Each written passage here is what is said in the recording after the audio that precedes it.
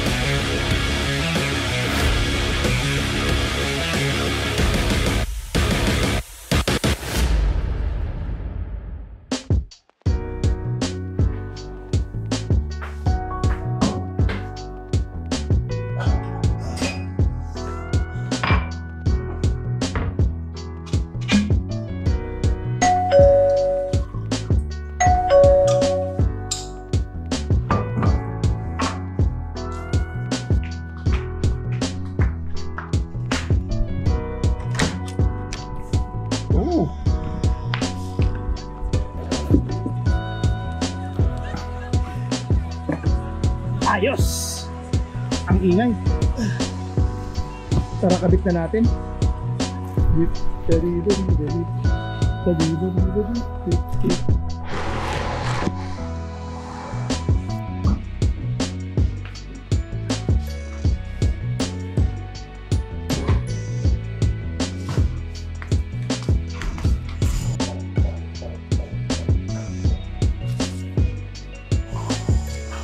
Mga parts, dumating na nga yung pyesa natin. Ito yung bago. Ito yung luma.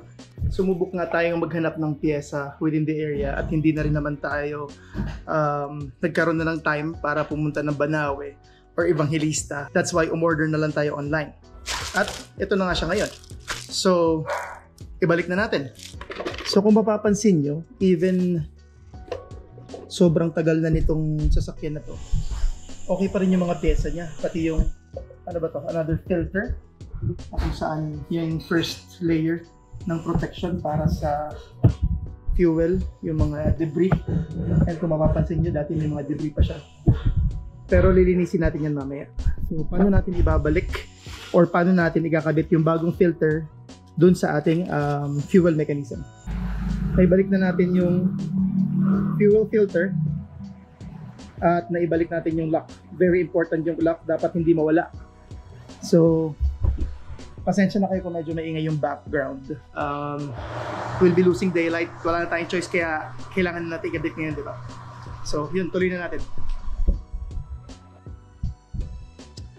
Kailangan din natin tanggalin yung mga O-rings dito. Ayan yung mga O-rings din. Kailangan yan from the luma. Lilipat natin dito sa bago. First, this one. Pasok muna natin. Kasi hirap magpa-shoot. Pasok naman natin yung filter dyan. And then, there you go.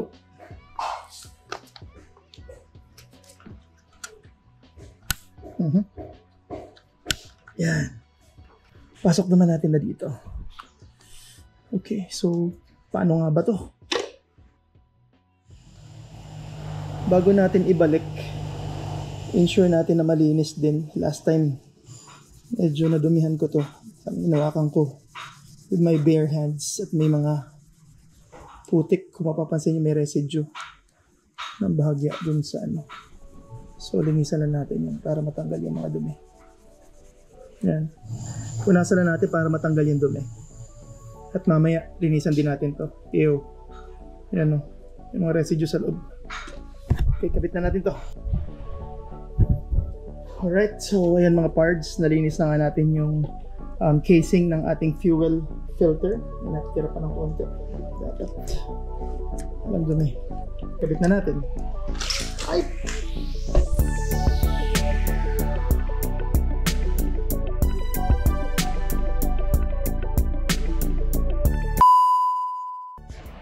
Kaya pala hirap na hirap akong maibalik or maipasok itong fuel pump dito sa filter. Kanina pa ako. It's because meron ditong tumatama na groove. There you go. Kung mapapansin nyo dito, ito, medyo paslant na siya ng konti or wala na. Ito, ayan o. Buong buo pa. So, hindi pumapasok yung fuel pump dito. Yan, ayaw pumasok dahil may nakaharang, which is this one. So, we have to remove this. Ah!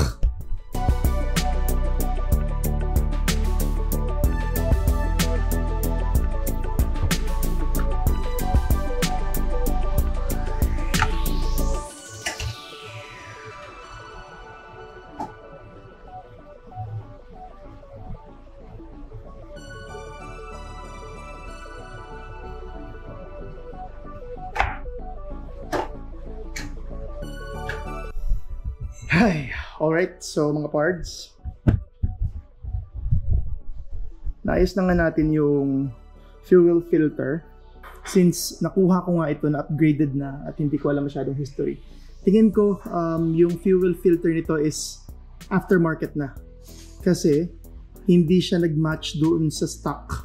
I don't know lang, comment na lang kayo kung sakaling mali ang nabili kong fuel filter, pero kung titingnan natin parehong pareho. Yan, parehong-pareho. Parehong-pareho. It's just, yung dating may-ari nito, na nagpalit na rin ng fuel filter, eh meron na rin siyang ginawang modification. Yan, tinanggal niya ni nandito. Yan. At ngayon, tinanggal na nga rin natin. Ayan. So, using flat screw and then flame apoy, tinanggal natin yun. Nilinisan naman natin as much as we can. Balik natin yung O-ring. Then, insert. Nahirapan mo ko.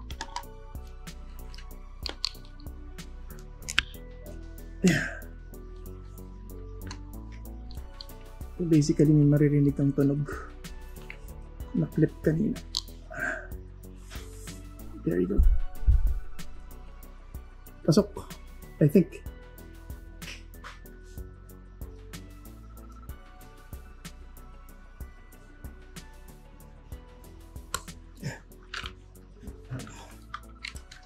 There we go.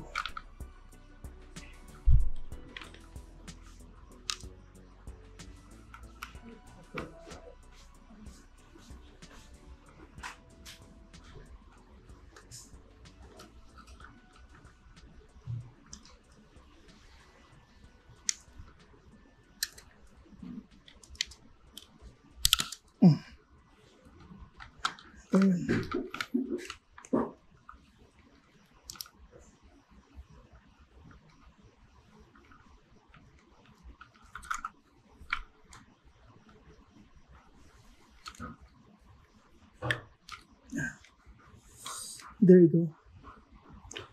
Snug fit.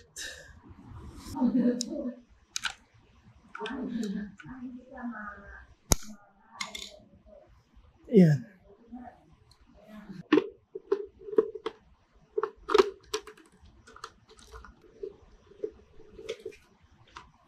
I think that's it. Last na lang. Balik na lang natin to.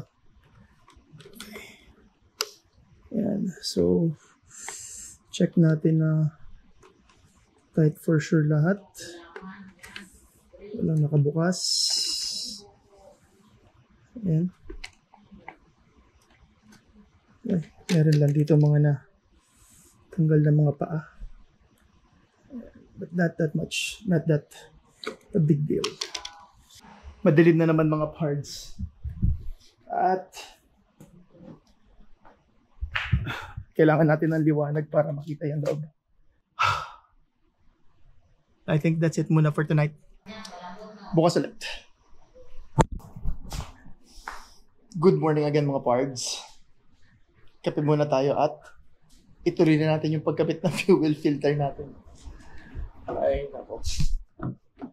So, kasan yun? Kasan yun? So, this is done already.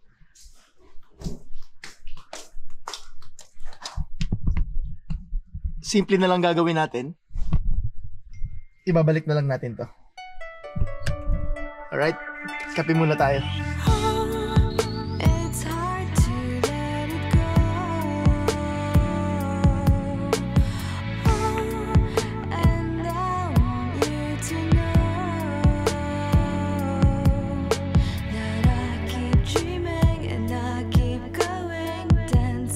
All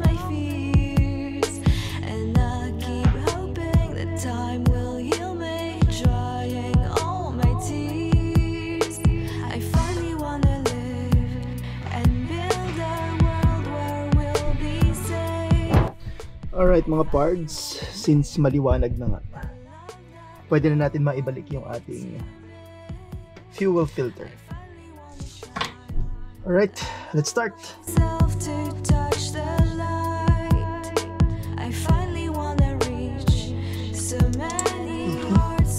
Last one.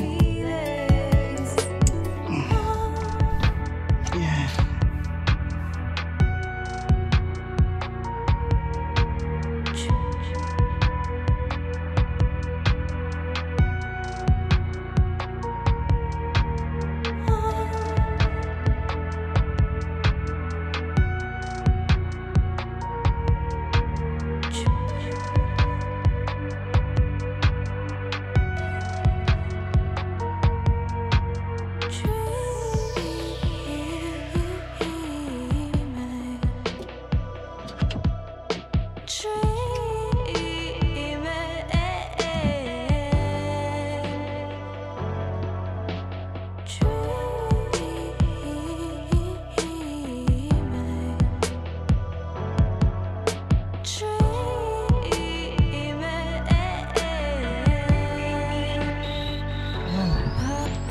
Oh.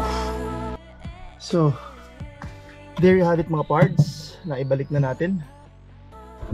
Ngayon, start naman natin.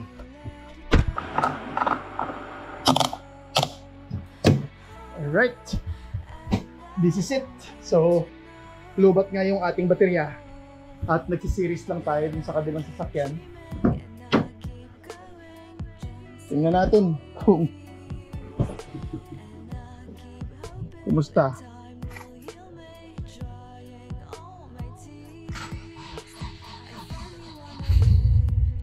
Yun. Oh. Oh.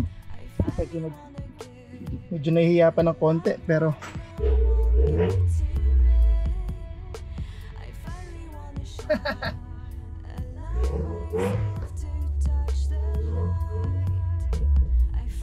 well, ang saya ko, pasensya na kayo. Success!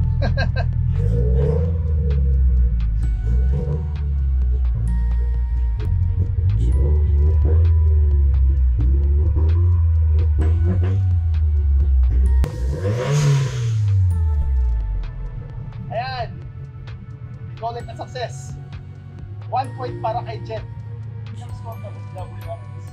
Anyway, that's it for today mga pards. Sana nagustuhan yung video natin today. Lagi natin tatandaan, pili ka sa kotse o sa motor, bakit ka papipili? Hard work pays off. Pwede mo.